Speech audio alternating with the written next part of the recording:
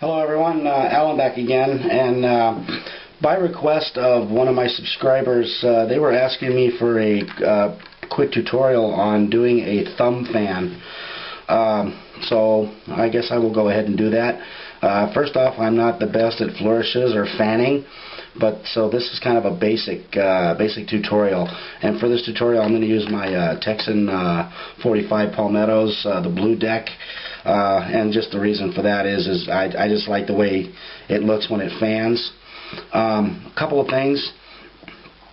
When you do a card fan, and I've seen a lot of I learned from YouTube tutorials on this. That you're always going to place your fingers at the bottom of the deck, like so. One thing I've noticed that I've never seen mentioned in any of the tutorials I've seen is that bottom finger, which is the middle finger. I've found that if you overlap it over the end of the deck or on the corner, depending on what you want your fan to look like, you want it on the end of the deck because you want to create a pivot point. And what I've learned in doing the fanning is if you place that finger on the edge, it's going to make the cards, for some reason, spread much more evenly. I've tried it to where you put your finger actually on the deck, and a lot of times I'll get this big wide gap on one end. But I found that when I put my finger, the middle finger, it's always the middle finger, on the edge of the deck, wherever that edge may be, the fan is going to be more consistent throughout. So basically all it is you have your grip, which in this case is two fingers on the bottom, overlapping somewhere on the bottom of the deck. Some people go all the way to the corner. Some people might want to make it, depending on what you want your fan to look like, because the fan will change the way it looks based on that pivot point. Some people even go so far as moving their hand way up the side of the deck, and then it makes the fan a little bit smaller, and it just looks a little bit different. So basically, there it is, finger on the edge of the deck. I like to use the corner, and then you want to bevel the deck just a little bit. It's better than, you just give it a little bevel with your, I just use my thumb and I just bevel it over, and then I set it up, and then I put my finger there, and then basically all you're doing is you're resting your thumb on the top left corner of the deck, and you're just dragging them around, keeping very, very light pressure. Now, depending on what kind of cards you're using, some cards fan better than others. So you just lightly drag your thumb along the top and just bring it on around, and it'll fan just like that. It can be done either way, of course, and with either hand. It's the same thing. You just basically, and like anything else, it takes getting a feel for.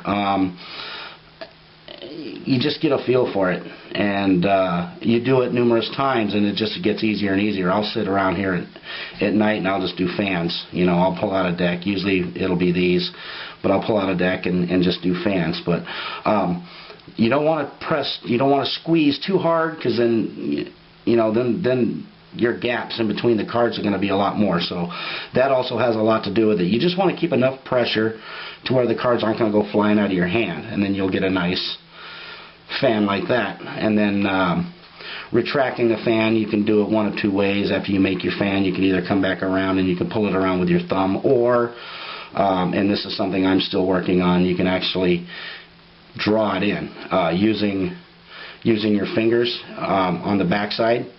You just basically take your finger and you pull it around, and you'll pull the fan around that way. So that's kind of how I like to do it. There are a lot of different, a lot of people do a lot of different tutorials on how to do this. I just basically do whatever feels comfortable for me. Like I said, I'm not the best fanning person. I don't do don't do a lot of flourishes, but the one key that I have found that I have yet to see in a fanning tutorial is the fact that you want that middle finger. If you look at how I got the deck gripped, you want that middle finger somewhere past the edge where you're creating a pivot point. And then, like I said, don't choke it too hard, and just draw it around with your finger, or with your thumb rather. You just, nice and lightly. You don't have to press real hard. Depending on the deck you're using, obviously some decks fan better than others, so that's how I like to do it. It's it's simple, it's easy to remember. You can really, where your hand is when you put it on the back of the deck, because you can feel the edge of the deck with your middle finger, because that's the main finger, is that middle finger. And then, of course, cock. If you cock the deck a little to the left, obviously you're going to get a wider fan. Some people do it, straight up, and they're going to get like a half a fan. I like to pivot the deck actually a little bit to the left, like so, and then draw them around. And then there you have your fan. So basically, that's the one key I wanted to stress, was the fact that if you put that finger over the edge of the cards, it creates that pivot point. A lot of people try and put their fingers, actually, put that middle finger on the card, and to me it just doesn't come out as nice. So that's basically it. That's a thumb fan. Pretty simple to do, and you can sit there and you just do it over and over, and you'll get a feel for it.